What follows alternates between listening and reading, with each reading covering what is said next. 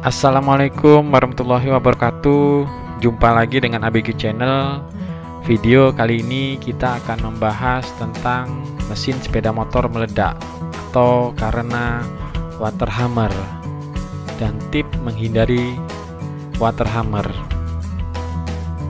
Yang pertama kita masuk mengenali yang namanya water hammer pada sepeda motor.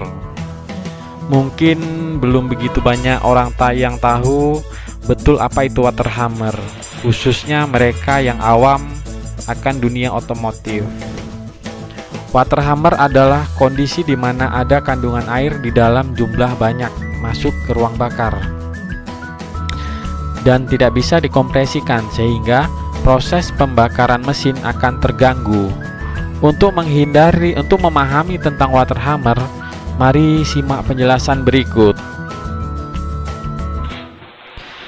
Kita masuk ke proses terjadinya water hammer. Istilah water hammer sudah cukup familiar di telinga, terutama saat musim banjir tiba sampai musibah tsunami. Water hammer adalah sebuah peristiwa yang terjadi karena terhisap air ke dalam engine sepeda motor, yang umumnya terjadi saat sepeda motor menerjang banjir atau saat hujan.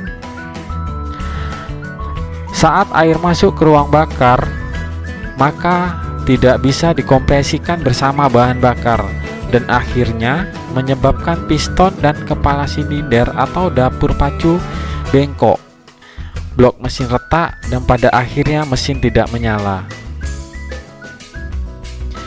Cara mencegah water hammer.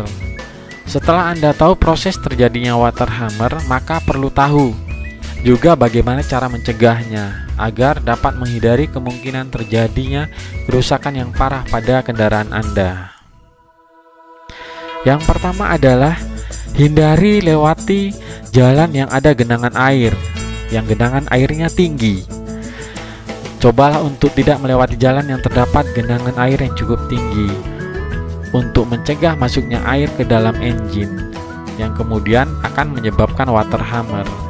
Jika memang Anda terpaksa melewati jalur yang sudah banjir, maka usahakan untuk memilih jalur yang cukup dangkal dan melaju terlalu kencang untuk mencegah air masuk ke dalam engine. Yang kedua adalah hindari air dengan arus deras. Setelah hujan yang sangat deras atau turun dalam jangka waktu yang lama, seringkali yang terjadi adalah muncul di daerah-daerah yang tergenang air cukup dalam. Ketika banjir terjadi dan Anda terpaksa harus melewati jalur yang sedang banjir tersebut, usahakan menghindari genangan air yang berarus, yang contohnya disebabkan oleh truk yang melintas di samping sepeda motor Anda, yang dapat menyebabkan air akan mengalir deras dan masuk ke engine sepeda motor Anda. Yang ketiga adalah pertahankan kecepatan kendaraan saat melintasi banjir. Saat Anda terjebak untuk melintasi jalur banjir, cobalah untuk menggas motor Anda dengan stabil, karena pada saat turun gas, air bisa saja masuk dari knalpot kendaraan Anda.